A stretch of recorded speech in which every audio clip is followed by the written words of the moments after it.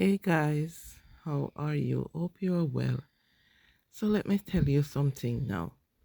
This that you're looking at is pumpkin and carrot. And you know what again? Can you tell me where these produce is coming from? Yeah, they are from Jamaica. They are my home. Yeah, that is coming from my father's farm. Yes, he is a farmer. And this is his field. On his field, he has a variety of produce. Vegetables like chocho. Yes. See, those are the chochos that coming from the tree. And another thing we have in the yard, it's apple. They call it OTT apple.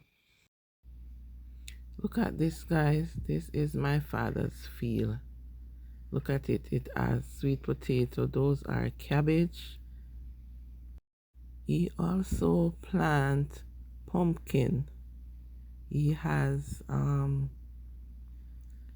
sweet potatoes, plantain, cocoa,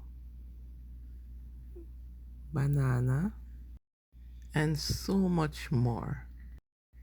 As you can see and identify a lot of things here, you can tell that he plants a lot of stuff.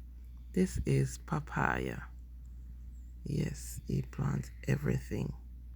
Like, share, and subscribe for more video.